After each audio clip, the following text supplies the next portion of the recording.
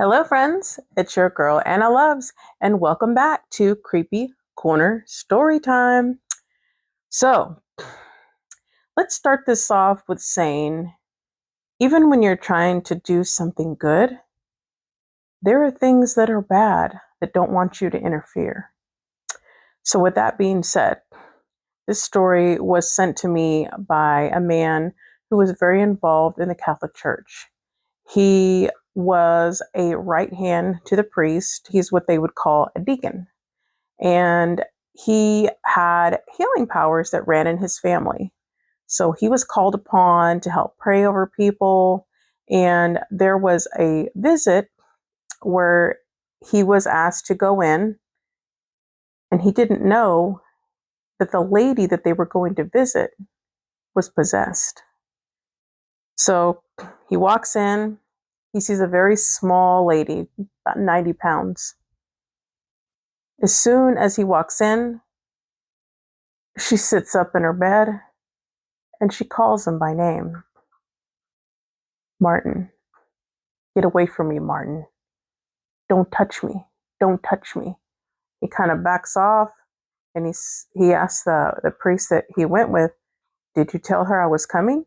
And he said, no, she didn't know you were coming. We called you from, from somebody else's house. So she had no idea.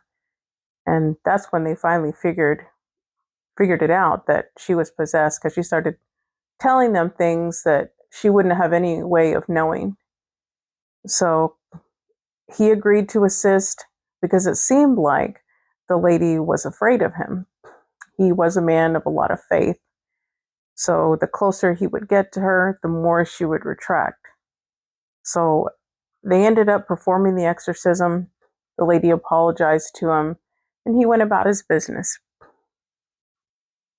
Later on that night, he got a knock at his door, and there was a lady waiting for him.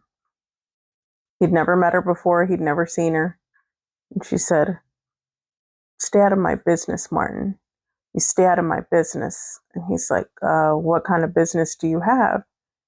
And he said, the lady, I will say her name, Celia. He said, Celia got what she had coming to her, and you need to leave her alone. And at this point, he said, I don't know who you are, but you're not welcome here. So stay away. And he shooed her off his porch, and she stood at the edge of the yard. She looked incredibly wicked. So he didn't trust her at all. It looked like she was scoping out the house so she could get in, but it wasn't so much that she was physically going to get in. He was afraid that she was going to bring something else into the house. So, backstory on this that he found out later that Celia and this lady had bad blood, and she had it out for Celia. So she basically put a curse on her. And she was ready to put a curse on Martin too, because he was assisting and helping her. So she started to haunt him. She would pop up standing outside his house. He'd see her out of the corner of his eye when he would go to the store, even. It got so bad that things started moving around his house. It made him very nervous. So he called the priest, and they decided to bless the doorways and all the windows so that whatever was bad couldn't come in.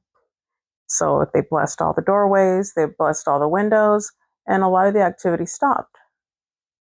So a few days had gone by, and he figured, things had passed, nothing had happened, when he thought he heard somebody walking on the roof. And that was very strange. He ends up going outside and looking, and he didn't see anything. He just saw a couple of birds sitting up on the roof. He went back in the house, closed the doors, and he heard it again. This time, it sounded like somebody was coming down the chimney. He stuck his head up, and he could see her coming down the chimney, the bottoms of her feet scaling the wall. He immediately started to go up in there and chase her off. And it was strange, he said, because When she saw him, it's almost like she fluttered back up the chimney and flew out. He didn't hear her hit the top of the roof and run off. What he heard was like whoosh, like a gust of wind, and when he looked outside, he said there was a huge crow sitting in the tree next to his house. So, what the priest told him was that the whole reason why she tried to come through the chimney was because they had blessed the doors and the windows in the house. So they ended up having to bless the chimneyway too, so she couldn't get in. And that was the last he saw of her. So that story is wild. Where it took place is somewhere in North Texas. I couldn't get an exact city on where that happened. But what do you guys think? Do you believe this, or do you think it's just hearsay or a story made up?